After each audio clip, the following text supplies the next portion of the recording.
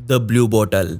England की the city of Kingston में इतिहासकार अपनी एक आम खुदाई पर थे, लेकिन ये खुदाई उनके लिए जल्दी ही बहुत रहस्यमय बन गई। जी हाँ, उनको खबर मिली थी कि जिस जगह पर वो अभी खुदाई कर रहे हैं वहां पहले एक कब्रिस्तान हुआ करता था। उन्होंने सोचा कि क्यों ना पुराने जमाने की हड्डियों को बाहर निकाला जाए। तो खबर पक्की थी, हड्डियां बाहर निकली, कंकाल भी बाहर निकले, लेकिन सब कुछ छोड़िए, सिर्फ इस कंकाल को देखिए जिसने सभी का ध्यान अपनी तरफ खींचा। जी हाँ, इस अजीब से दिखने वाले कंकाल को एक नीले रंग की बोतल के साथ दफनाया गया था, जो कि इस कंकाल की टांगों के बीच में रखी हुई थी। कमाल की बात यह थी कि अभी भी इस बोतल में कुछ भरा हुआ था और वो बहुत गाढ़ा सा एक लिक्विड था। और इस लिक्विड को देखते ही वहां खड़े सभी वैज्ञानिक हैरान रह गए, क्योंकि आज तक उन्होंने अपनी जिंदगी में ऐसा कुछ पहले कभी नहीं देखा था। और मेरा सवाल ये भी है कि ये नीले रंग की बोतल किस मकसद से इस कंकाल के साथ यहाँ दफनाई गई थी। इस बोतल पर कुछ लिखा भी गया था और ध्यान से देखने पर समझ आया कि इस पर इंग्लिश में हल इन्फर्मेरी लिखा हुआ था। इस नाम के बदौलत वैज्ञानिकों ने अंदाजा लगाया कि जो स्टाफ पहले इस कब्रिस्तान में काम करता था, उन्होंने ही अपनी तरफ से ये बोतल इस कंकाल के साथ यहाँ रख दी होगी। खैर, उस कंकाल पर भी रिसर्च की गई, जिसमें सामने आया कि ये कंकाल किसी महिला का था जिसकी उम्र तकरीबन 65 से 70 साल की थी। लेकिन अभी तक ये रहस्य कोई नहीं समझ पाया कि वो नीली बोतल उस महिला के साथ क्यों दफनाई गई थी। खैर, इतिहासकारों ने वो बोतल तुरंत जांच के लिए लैब में भेजी और टेस्ट में सामने आया कि इस बोतल में जो लिक्विड मौजूद है उसके अंदर पोटेशियम, फास्फोरस और सोडियम भरा हुआ है। तो शायद हो सकता है कि ये बोतल जरूर यूरिन से भरी हुई हो, क्योंकि यही तीनों एलिमेंट्स इंसानी यूरिन में भी पाए जाते हैं। तो क्या उन कब्रिस्तान वालों ने इस महिला का यूरिन इस बोतल में भरकर यहाँ रखा था? यहाँ पर वैज्ञानिकों को कुल टोटल 1500 लाशें मिली, लेकिन सभी लाशें नॉर्मल थी, सिर्फ इस महिला की लाश को छोड़कर। Strange burial. गुइंसे के तट पर मौजूद एक छोटे से आइलैंड जिसका नाम चैपेल डॉम है, वैज्ञानिकों को यहाँ एक बहुत ही डरा देने वाली चीज मिली। वैसे तो यहाँ से काफी सारी चीजें निकाली गई, लेकिन वही एक चीज ऐसी थी जिस पर पूरी दुनिया का ध्यान गया। जी हाँ, यहाँ वैज्ञानिकों को शिशुमर यानी कि एक मरा हुआ पोर्पोइज मिला। वैज्ञानिकों को उम्मीद थी कि यहाँ से किसी सैनिक की या फिर राजा की बॉडी निकाली जाएगी, लेकिन इसके बजाय यहाँ उनको एक मिडिवल जमाने का समुद्री जीव दबा हुआ मिला।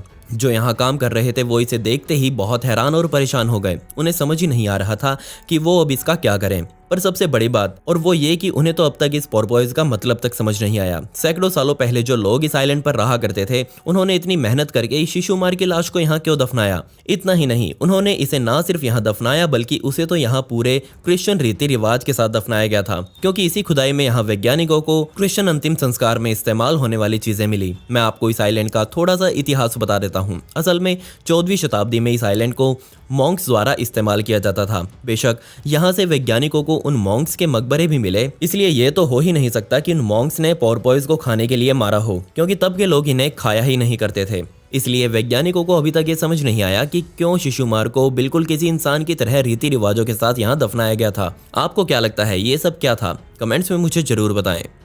गलमाउथ एंड द फिंच।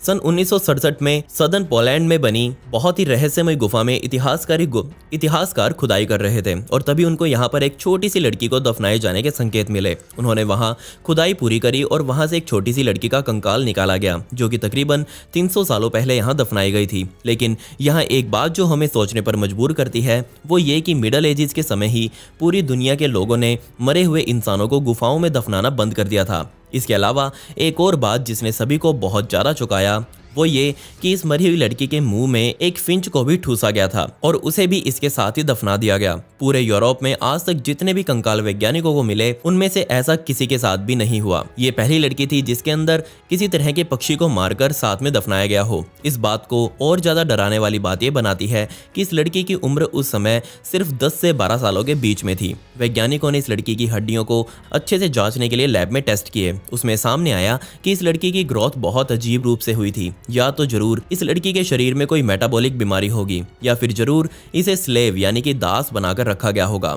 लेकिन उसके शरीर पर कहीं भी इस तरह के कोई निशान नहीं मिले जो ये दिखाएं कि किसी दास की तरह यानी कि चैनों में बांधकर इसे रखा गया हो। इसलिए वैज्ञानिकों को अभी तक उस लड़की की मौत का कारण समझ ही नहीं आया। हो सकता है उसे जहर दिया गया हो, या फिर हो सकता है उसका गला घोटकर इसे मारा गया हो। कुछ भी कहना बहुत मुश्किल है। दूसरी बात, उसके मुंह में फिंच पक्षी कैसे आया? वैज्ञानिक भी हैरान है और मैं भी। Foetus pickle. University of Warsaw से वैज्ञानिकों की एक टीम को एक महिला की मम्मी मिली, लेकिन जब उस महिला की जांच की गई तो ये सामने आया कि इस महिला के पेट में एक अजन्मा बच्चा मौजूद है। जी हाँ, उस महिला के मरने के साथ ही इस बच्चे की भी अंदर ही मौत हो गई। लेकिन जिस घटना ने वैज्ञानिकों को सबसे ज़्यादा हैरान किया वो ये थी कि इस महिला के पेट में जो बच्चा था उसका अंदर ही अचार डाल दिया गया। जी हाँ, वो भी पूरे 2000 सालों पहले। अब आप पूछेंगे कि ऐसे कैसे किसी ने अचार डाल दिया, तो यहाँ मैं कोई मजाक नहीं कर रहा। मैं आपको बता दूं कि यहाँ यह अचार किसी इंसान ने नहीं डाला बल्कि प्रकृति ने ही डाला है। जब वो महिला मरी तो उसके भी पेट में कुछ एसिड्स मौजूद थे और उनका एसिडिफिकेशन और आगे हुआ और सारे एसिड्स सीधा उस महिला की बच्चेदानी में ट्रांसफर हो गए जिसमें वो बच्चा अंदर मौजूद था और इन्हीं एसिड्स के अंदर रहकर वो बच्चा पूरी तरह से सुरक्षित रहा। आज ये मम्मी इस दुनिया की पहली ऐसी मम्मी है जो अपने अंदर एक अजन्मा बच्चा लेकर मम्मी बनी। सन 1826 में इस महिला को पहली बार इजिप्ट से बाहर निकाला गया था और सीधा इसे यूनिवर्सिटी ऑफ वॉर्सो को डोनेट कर दिया गया। लेकिन किसी ने भी इस पर कुछ खास ध्यान नहीं दिया था। पर हाल ही में इस मम्मी का सीटी स्कैन किया गया और उसमें पता चला कि इस महिला के अंदर एक अजन्मा भ्रूण मौजूद है। ये मम्मी किसकी थी, इसके बारे में अभी तक कोई कुछ खास बता नहीं पाया। ये महिला कौन थी, कहां से यहां तक आई, साथ ही ये भी पता नहीं चल पाया कि इसे इजिप्ट के किस हिस्से से बाहर निकाला गया था, क्योंकि वो 19वीं शताब्दी की शुरुआत थी जब इसे पहली बार बाहर निकाला गया था और ये वो समय था जब दुनिया भर के लोग इजिप्ट में मौजूद ममीज को लूट रहे थे। हो सकता है ये महिला किसी शाही घराने से ताल्लुकात रखती हो। टेस्ट में ये सामने आया कि इस महिला की उम्र मौत के टाइम 26 से 20 साल की थी और उस समय महिला तकरीबन 32 हफ्तों की गर्भवती थी।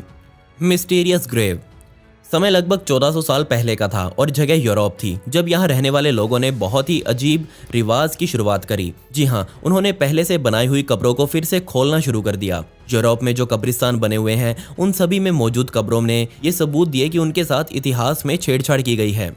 जी हाँ, इन कब्रों को इतिहास में 1 या 2 बार तो कम से कम जरूर खोला गया था। इनमें से कीमती चीजें बाहर निकाली और ऊपर से मिट्टी डाल दी गई, जबकि वैज्ञानिकों को लगता है कि इन्हें हाल ही में खोला गया है और वो भी लूटपाट करने के लिए। लेकिन तब वैज्ञानिकों ने यूरोप की 5 रैंडम जगहों को चुना और वहां मौजूद कब्रिस्तानों में कब्रों की जांच करी और यहाँ वैज्ञानिकों को पता चला कि इन सभी कब्रों का लूटपाट से कोई लेना देना नहीं है, जबकि इन्हें तो हजारों सालों पहले ही फिर से खोला जा चुका था। और जिन लोगों ने इन्हें खोला उन्होंने इनमें से अपनी काम की चीजें बाहर निकाली और वापस इन्हें बंद कर दिया। जो सबसे ज्यादा आइटम्स कब्रों से निकाले गए वो या तो तलवारें होती थी या फिर जेवरात, जिस वजह से लूटपाट के बाद इन कब्रों की कोई वैल्यू नहीं रह जाती थी। इन कब्रों में होने वाली छेड़छाड़ की वजह से आज हम इतिहास के बहुत सारे रहस्यों से अनजान हैं। वैज्ञानिक अभी ये पता लगाने की कोशिश कर रहे हैं कि तब के लोग ऐसा क्यों करते थे। किसी कब्र को दोबारा खोलना क्या कोई रीति रिवाज था? अगर था तो वो हमें अभी तक क्यों नहीं पता चल पाया?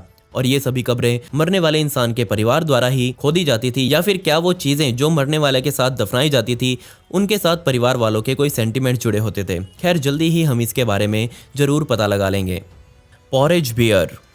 एक हाल ही की स्टडी में सामने आया कि 5800 सालों पहले इजिप्ट के रहने वाले जो शाही लोग होते थे वो एक बहुत ही अजीब ड्रिंक का इस्तेमाल किया करते थे। जी हाँ, वैज्ञानिकों को सदर्न इजिप्ट में खुदाई के दौरान बहुत सारे पॉट्स मिले और जब उनके अंदर टेस्ट किया गया तो ये सामने आया, इनके अंदर और कुछ नहीं बल्कि बहुत सारी बियर भरी गई थी। लेकिन ये कोई आम बियर नहीं थी जो हम आज इस्तेमाल करते हैं। ये बिल्कुल शहद की तरह गाढ़ी होती थी और जो पॉट्स वैज्ञानिकों को यहाँ मिले उन पॉट्स में बियर्स को भर भर कर बड़ी मात्रा में इधर से उधर किया जाता था। ये सारे पॉट्स पूरी तरह क्ले मिट्टी से बने हुए थे और वैज्ञानिकों ने यह अंदाजा लगाया कि इन्हें सिर्फ तब के शाही लोगों के लिए ही इस्तेमाल किया जाता होगा। इस बात में भी कोई शक नहीं कि 5 से 6000 सालों पहले इस तरह का कोई नशा करना या फिर इस तरह की कोई नशे वाली चीज आम लोगों के लिए हो ही नहीं सकती थी। उस समय ये चीज बहुत शाही मानी जाती थी। इस बियर को उस समय गेहूं, बारले और घास फूस से बनाया जाता था और जबकि इसके अंदर अल्कोहल बहुत ही कम मात्रा में डाली जाती थी। अगर आपको कभी चांस मिले तो क्या आप उस एंशिएंट इजिप्शियन बियर को टेस्ट करना चाहेंगे? अगर हाँ तो कमेंट्स में मुझे जरूर बताएं।